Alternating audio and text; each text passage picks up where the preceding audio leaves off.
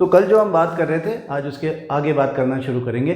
कल हम बात कर रहे थे रेजिस्टेंस की। हमने ओम्स लॉ डिस्कस किया था। हमने कहा था according to Ohm's law V is directly proportional to I provided that the temperature is constant. तो V मतलब potential difference directly proportional to electric current passing through it, या हम ऐसे बोल सकते हैं कि आप जितने ज़्यादा वोल्टेज की बैटरी लगाओगे उतना ही ज़्यादा करंट आएगा। V equal to I R, जब हम प्रोपोर्शनैलिटी कांस्टेंट यूज़ करते हैं, that is R, that is resistance, तो हमें फॉर्मूला मिलता है ओम्स लॉ से V equal to I R, यानी potential difference equal to electric current multiplied by resistance, और the ratio of V and I is equal to R, that is resistance, that is the proportionality constant we are using in this formula. So R is resistance, and resistance is defined as the tendency of a resistor or tendency of a conductor to oppose the flow of charge. तो हमने इसके साथ के साथ बात करनी शुरू की कि जो रेजिस्टेंस होता है उसको अफेक्ट करने वाले फैक्टर्स कौन कौन से होते हैं। हाँ, हमने कहा कि there are 4 factors affecting resistance of a conductor. Number 1, length of the wire. R is directly proportional to the length of the wire. जितना लंबा वायर होगा उतना ज़्यादा रेजिस्टेंस होगा, एक बात। दूसरी बात हमने लिखी कि R is inversely proportional to, resistance is inversely proportional to area of cross section. Area of cross section जितना ज़्यादा होगा, यानी वायर जितना थिक होगा, उतना ही कम रेजिस्टेंस होगा। इनवर्सली प्रोपोर्शनल टू, हाँ, उतना ही कम रेजिस्टेंस होगा। फिर दोनों बातों को हमने जोड़ दिया तो हमने ऐसा दिखाया कि R is directly proportional to rho L upon A, R is directly proportional to L upon A and R is directly proportional to rho L upon A, where rho is resistivity and resistivity we defined as the tendency of the material with which the wire was made to oppose the flow of charge. यानी हर material की भी अपनी एक property होती है, अपना characteristic होता है जिसके मुताबिक वो करंट के फ्लो को रोकने का काम करता है। इसको रेजिस्टिविटी बोलते हैं। फ्रॉम द फॉर्मूला हमने कहा rho equal to R into A upon L. अगर area of cross section 1 square metre, length is 1 metre, यानी अगर एरिया ऑफ क्रॉस सेक्शन भी यूनिट हो, अगर लेंथ भी यूनिट हो, तो R और रो बराबर होते हैं, यानी rho is equal to R।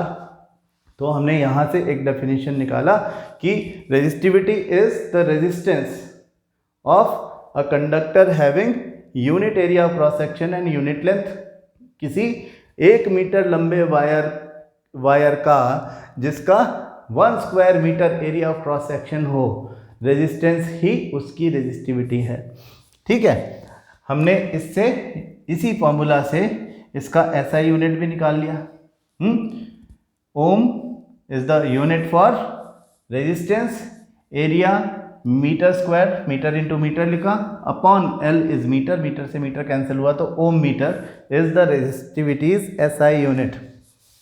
ठीक है, तो थर्ड फैक्टर हमने यहां से निकाला, the factor affecting resistance is nature of the material with which the wire is made.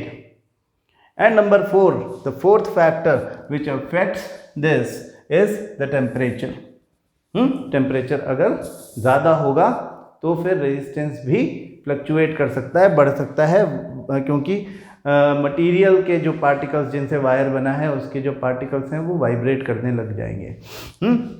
अब इसके आगे हम बात करें, the question which are associated with this formula. यहाँ पे हमें थ्योरी से हटके थोड़ा सा न्यूमेरिकल के बारे में बात करनी पड़ेगी। मैं रिवाइज करा देता हूँ जो बड़ा इंपॉर्टेंट हमारा क्वेश्चन यहाँ पे बनता है कि जो वायर है, हाँ, हम इस तरह का एक सिलिंड्रिकल कंडक्टर दिखा रहे हैं जिसमें ये लेंथ है, लेंथ ऑफ द वायर, और this is the area of cross section जिसको हम थिकनेस बोलते हैं, ये, हाँ, this is area of cross section. तो ये एरिया ऑफ क्रॉस सेक्शन जो है ये पाई आर स्क्वायर होता है। ये जो वॉल्यूम होता है पूरे वायर का, क्योंकि wire is a cylindrical conductor, तो वो लेंथ और एरिया का प्रोडक्ट होता है पाई आर स्क्वायर एच। अगर हम वॉल्यूम की बात करें तो volume would be pi r square h, और पाई आर स्क्वायर तो एरिया है और एच तो लेंथ है, तो ए इंटू एल वॉल्यूम होगा। क्यों कर रहे हैं हम ये बात हम इसलिए कर रहे हैं क्योंकि यहाँ पे स्ट्रेचिंग से या कटिंग से रिलेटेड अगर क्वेश्चन आएगा तो उसको हम कैसे हैंडल करेंगे, जो क्वेश्चन हमने कई बार डिस्कस किया है, आज फिर से बताता हूँ। सबसे इम्पॉर्टेंट क्वेश्चन है कि calculate the new resistance of a wire after stretching it to double. When a wire is stretch to double, खींच करके उसको लंबा कर दिया इतना कि उसकी लेंथ जो पहले थी उसके कंपैरिजन में अब उसकी लेंथ डबल हो गई है। तो when the wire is stretch to double यानी L dash is equal to 2L, then calculate the new resistance. पुराना रेजिस्टेंस R था, कोई वैल्यू नहीं दे रखी है, दे देंगे तो उससे भी निकल जाएगा, लेकिन पुराना रेजिस्टेंस R था। नया रेजिस्टेंस कितना होगा अगर आप उसको स्ट्रेच करके और डबल द लेंथ कर दोगे तो। हम अभी भी सीख चुके कि R is directly proportional to L, तो लेंथ डबल करने से R डबल हो जाएगा क्या? नहीं, क्योंकि लेंथ जब आप डबल करते हो तब एरिया पे भी फर्क पड़ेगा। आप जब किसी रबर बैंड को खींचते हो तो वो लंबा हो जाता है, हाँ, लेकिन वो उतना ही थिक नहीं रहता जितना कि बिना स्ट्रेच किए नॉर्मल कंडीशन में था।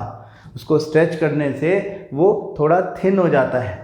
स्ट्रेच होने के बाद में रबर बैंड, आप सबने कभी ना कभी रबर बैंड को स्ट्रेच किया होगा, आपको ये सब पता होना चाहिए। अगर नहीं किया तो अभी करके देख लो, कोई ना कोई रबर बैंड आपको घर में मिल जाएगा। तो आपने किसी रबर बैंड को खींचा जिस तरह से, उसी तरह से जब आप किसी कंडक्टर को खींचोगे तो वो भी लंबा अगर होगा तो वो पतला भी ज़रूर होगा, क्योंकि उसका जो इंटरनल मटेरियल है जिससे वो मिलके बना है, खींचने से वो ना तो बढ़ता है ना तो कम होता है। वो मटेरियल जिससे वायर बना है खींचने से रीएडजस्ट हो जाता है, उसके पार्टिकल्स रीएडजस्ट हो जाते हैं। ज़्यादा लेंथ होगी तो एरिया ऑफ क्रॉस सेक्शन कम हो जाएगा, पतला हो जाएगा। Total volume does not change, volume उतना ही रहेगा जितना पहले था। तो अब वॉल्यूम अगर V डैश है तो पहले वॉल्यूम V था, तो V डैश और V बराबर रहेंगे। तो अगर पुराना V A इंटू L था तो नया V A dash into L dash होगा। और L डैश हमारा क्वेश्चन कह रहा है, हमें ये सिचुएशन दी गई है, L dash is equal to 2L, तो L डैश की जगह 2L लिखेंगे। A इंटू L तो है ही, इस 2L को उठा करके नीचे रख दो। हम जब इस 2L को उठा के नीचे रखेंगे तो नया एरिया ऑफ क्रॉस सेक्शन क्या आएगा? A into L upon 2L, L से L कैंसिल, A/2। यानी the take home message is when we stretch a wire to double then its area of cross section becomes half. ठीक है, तो इस question में R dash निकालना है तो हम बोलते हैं कि जैसे R equal to rho L upon A होता है, वैसे R dash equal to rho L dash upon A dash होगा, है ना। तो L डैश की जगह हमें एक वैल्यू मिली है 2L, हम इस वैल्यू को यहाँ रख देंगे, rho into 2L upon A dash की जगह हम A/2 बोल देंगे। A/2 मतलब A/2, तो 2 into 2 4 into rho L upon A is the value of the new resistance after stretching a wire to double. That means R dash equal to 4 into पुराना वाला resistance 4R। यदि पहले आपको इस क्वेश्चन में हमने कहा कोई वैल्यू नहीं दी हुई है, अगर वैल्यू दी हुई होती तो हम क्या करते हैं, समझो क्वेश्चन में कहा गया है कि एक 2 ओम का रजिस्टर है, 2 ओम का रेजिस्टेंस वाला, और आपने उसको स्ट्रेच करके डबल कर दिया है, तो R डैश 4 इंटू 2 8 ओम हो जाएगा। ठीक है, तो आपको अब एक बात और मैं क्लियर कर दूं कि क्वेश्चन जो है वो ये ज़रूरी नहीं है कि यही पूछा जाए आपसे कि लेंथ को खींच करके डबल कर दे। इस क्वेश्चन को रट्टाफिकेशन में याद मत करना, इसको समझ लो। वो हो सकता है आपसे बोलें कि वायर को स्ट्रेच करके 3 टाइम्स कर दिया, 4 टाइम्स कर दिया, 5 टाइम्स कर दिया। हम सिर्फ एक बात याद रखें, अगर L dash is equal to 2L की बजाय 3L भी हो जाएगा तो आप देखो हमारे इस फॉर्मूला में जहां हमने 2L लिखा था वहां हम 3L लिख देंगे। तो यदि यहाँ 3L रखेंगे तो यहाँ भी 3L होगा और L से L कटने के बाद वो A/3 हो जाएगा। ठीक है, तो फिर हम यहाँ पे क्या वैल्यू रखेंगे, 2L अपॉन A/2 की जगह A/3 रखेंगे। तो ये 3 × 2 6 हो जाएगा, है ना। हमारा R डैश 6R के बराबर हो जाएगा। स्ट्रेच टू ट्रिपल कर दिया जाए अगर उसे स्ट्रेच करके 4 टाइम्स कर दिया जाए तो यहां पे हम 4L लिख देंगे, यहां 4L लिख देंगे तो जहां हमने पहले 3 लिखा था वहां पे हम यहां भी हम 4 लिख देंगे, क्योंकि हम कह रहे हैं कि क्या ये सब जगह पर जहां जहां 3 लिखा हुआ है वहां वहां 4 करोगे। 4L 4 टाइम्स खींच के लंबा कर दिया है तो ये भी 4L होगा और फिर ये भी A/4 होगा। A डैश A/4 होगा, वो वैल्यू यहाँ रखेंगे तो ये फिर 4 × 2 यानी 8 होगा। ये भी R डैश 8R के बराबर होगा। समझ रहे हो आप कि L डैश अगर 2L है, 3L है, 4L है तो A डैश A/2 है, 3 है, 4 है। और ये कैलकुलेट करके बताना है, ये नहीं लिखना कि ऐसा ही होता है ना। कैलकुलेट करने के पीछे लॉजिक एक ही है कि volume does not change upon stretching a wire to double और ट्रिपल और 4 टाइम्स और 5 टाइम्स। खींचते हो जब तो वॉल्यूम नहीं बदलता, ना तो उसमें मटेरियल बढ़ता है ना तो कम होता है, वो अपने आप को रीएडजस्ट कर लेता है। इस वजह से वॉल्यूम बढ़ने का कोई रीज़न नहीं है। In other words we can say that जिस प्रोपोर्शन में लेंथ बढ़ती है एरिया ऑफ क्रॉस सेक्शन उस वायर का उसी प्रोपोर्शन में कम होता है। इसलिए product of A × L that is volume remains the same. हाँ, प्रोडक्ट ऑफ A × L क्यों है, उसका लॉजिक क्या है कि ये एक सिलेंड्रिकल कंडक्टर है जिसकी लेंथ ये है, जिसका एरिया ऑफ क्रॉस सेक्शन ये है। तो फॉर्मूला हमारा वॉल्यूम का πr² h है for any cylinder. πr² is area of cross section and h is equal to length of the wire. तो πr² h is A × L। So since the volume of this wire is the product of its area of cross section and length, that is why we say that A dash into L dash equal to A into L। इन दोनों का product है A into L का, इसीलिए volume change नहीं होता। क्यों नहीं change होता? क्योंकि एरिया ऑफ क्रॉस सेक्शन जितना मतलब लेंथ जितनी खींच दोगे बढ़ा दोगे एरिया ऑफ क्रॉस सेक्शन उसी प्रोपोर्शन में कम हो जाएगा। और A into L यानी the product of area of cross section and length of the wire never changes. Clear है ये बात? तो ये तो एक तरह का क्वेश्चन हो गया जब हम स्ट्रेच करके वायर को लंबा करते थे। दूसरी तरह का क्वेश्चन ये हो गया कि सेम वायर, उस वायर को अगर हम काट के 2 टुकड़े कर दें बराबर बराबर, हाँ, क्या लैंग्वेज होगी क्वेश्चन की कि calculate the new resistance of a wire which is cut to half. 2 बराबर बराबर टुकड़े कर दिए, कट टू हाफ, तो उसको क्या लिखेंगे हम कि L dash is equal to L/2। जब कट टू हाफ कर दोगे तो लेंथ आधी रह जाएगी। ऐसा करने से एरिया ऑफ क्रॉस सेक्शन पे कोई फर्क पड़ेगा क्या? अगर आप किसी वायर को काट दोगे और 2 टुकड़े हो जाएंगे तो भी उसकी थिकनेस तो उतनी रहेगी जितनी पहले थी, वो पतला या मोटा थोड़ी हो जाएगा, वैसा ही रहेगा। तो A उतना ही रहेगा, will not change. L dash आधा रह जाएगा, लेकिन एरिया ऑफ क्रॉस सेक्शन उतना ही रहेगा, थिकनेस में कोई फर्क नहीं पड़ेगा। And then in this situation we would say that r dash is equal to rho l dash upon a dash की जगह पे तो a लिख रहे हैं हम, तो l डैश की जगह हमें सिंपली l/2 लिखना है, a की जगह a रहेगा, और rho l upon a r होता है, इसलिए we can say that this is equal to r/2, r dash equal to r/2।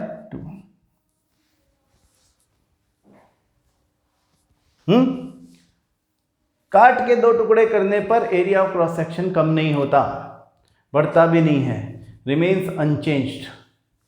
लेकिन आपने ये ध्यान रखना है कि क्वेश्चन क्या बोल रहा है ना, क्वेश्चन में कुछ चीज बदली जा सकती है। ठीक है, मैं ऐसा बोल सकता हूं कि अगर हमने एक wire with a certain length L किसी कंडक्टर के साथ में जुड़ा हुआ है या किसी सर्किट में जुड़ा हुआ है, और उस वायर की जगह हमने एक दूसरा वायर जिसकी length L dash equal to L/2 हो, आधी हो, और area of cross section double हो। L dash is L/2 and A dash, नई सिचुएशन कि A dash is 2a, then calculate what would be the new resistance. तो हमने L dash A dash की जगह रो L की जगह L/2 लिखा, और A की जगह A डैश की जगह 2a लिखेंगे, और ये 2 × 2 4 हो जाएगा, r/4। देखो हो जाएगा कि नहीं। अब आप बोलोगे कि ये तो लेंथ हाफ हो गई और एरिया डबल हो गया, तो हो कुछ नहीं गया, हमने यहाँ पे उसे काटा नहीं है, ना ही खींचा है, हमने रिप्लेस किया है। क्वेश्चन को ध्यान से पढ़ो, क्वेश्चन में ये लिखा हो सकता है कि a wire of length L and area of cross section A is replaced by another wire having length L dash which is L/2 and area of cross section 2a। समझ रहे हो बात आप?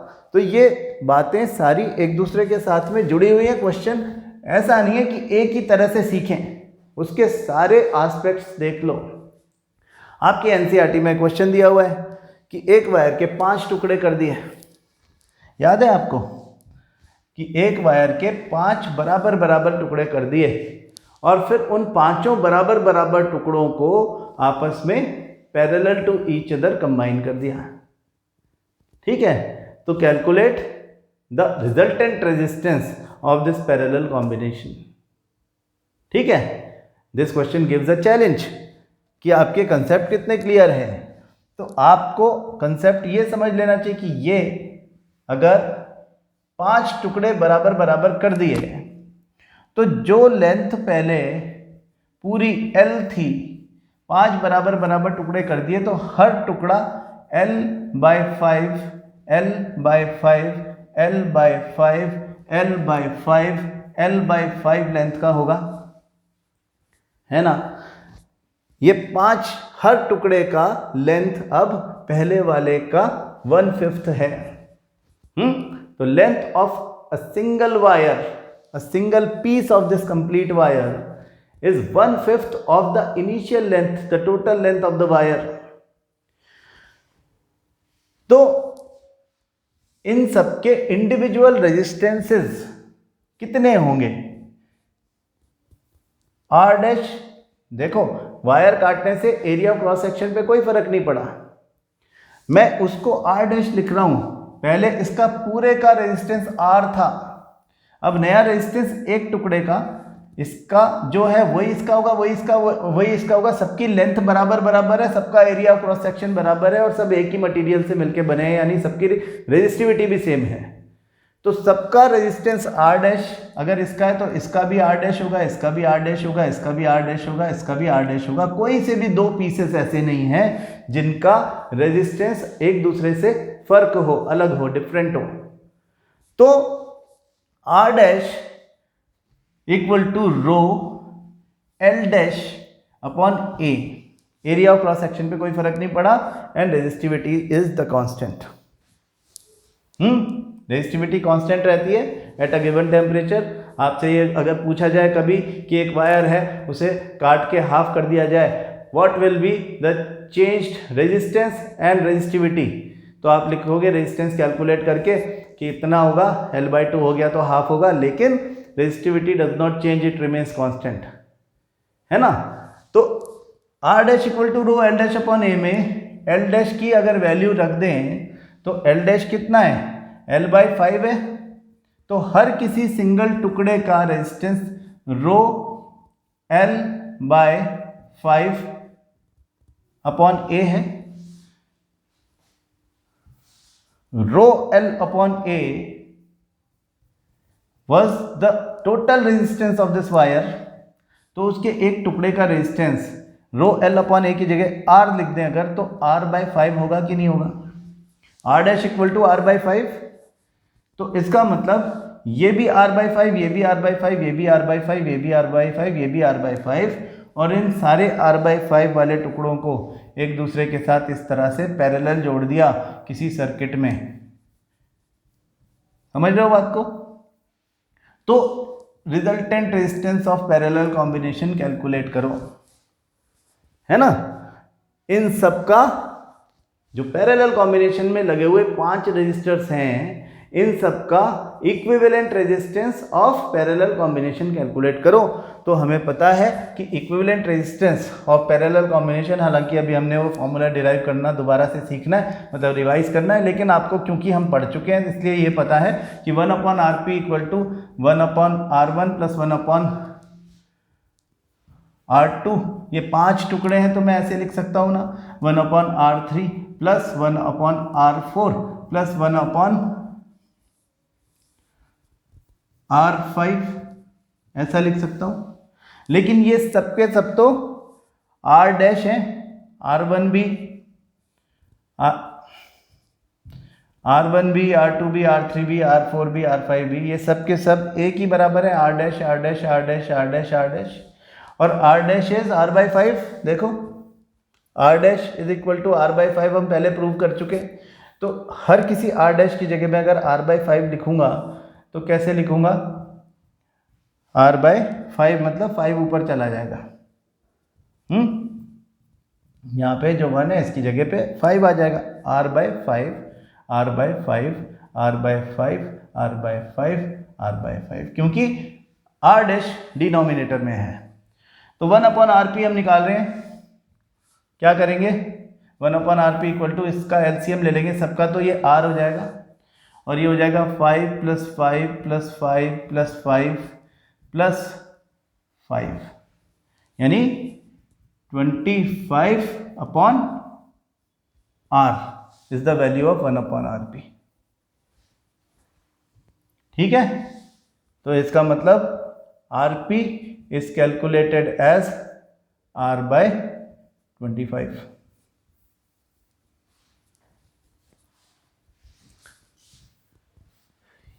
तो ये बात भी यहां से आई है, रेजिस्टिविटी से रिलेटेड ये वाला न्यूमेरिकल बहुत ज़्यादा इम्पॉर्टेंट है।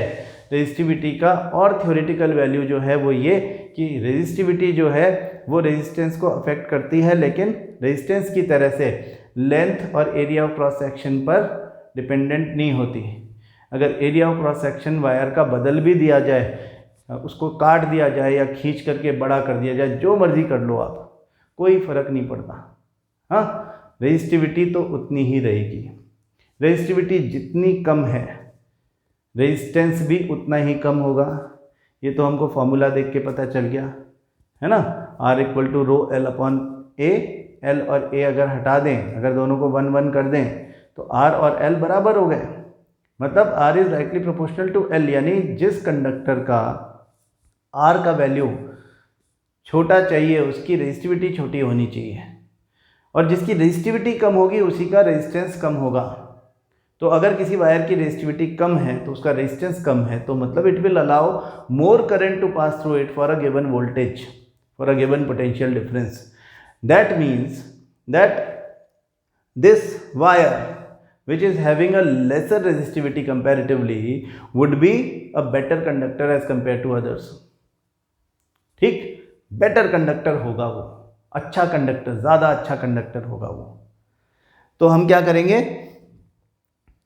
कि ये बात अपने क्वेश्चन आंसर्स में देखेंगे कि एक तो कंडक्टर्स की रेजिस्टिविटी जो है वो उनके कंडक्शन को कंट्रोल कर रही है, और हम कहते हैं कि सबसे कम रेजिस्टिविटी जिसकी होगी that is going to be the best conductor. Now you know this is silver, तो सिल्वर की रेजिस्टिविटी 1.60 इंटू 10⁻⁻8 ओम मीटर है, and this is the best conductor. Silver is the best conductor of electricity. हाँ, हालांकि copper ज़्यादा use होता है। क्यों? क्योंकि कॉपर इकोनॉमिकल पड़ता है। हाँ, सिल्वर जितना महंगा नहीं पड़ता, हम सब जगह सिल्वर की वायरिंग नहीं कर सकते, बहुत महंगा हो जाएगा। और दोनों की रेजिस्टिविटी में कोई बहुत ज़्यादा फर्क नहीं है। 1.62 into 10⁻⁸ ohm metre is the resistivity of copper which is slightly greater as compare to that of silver. तो कॉपर की रेजिस्टिविटी क्योंकि बहुत मामूली ज़्यादा है एज कंपेयर टू सिल्वर, तो इस वजह से ये जो कॉपर जो है वो थोड़ा सा लेसर कंडक्टर है, लेकिन बहुत फ़र्क नहीं है, इसलिए कोई नहीं फ़र्क पड़ता अगर हम कॉपर के वायर बनाएं।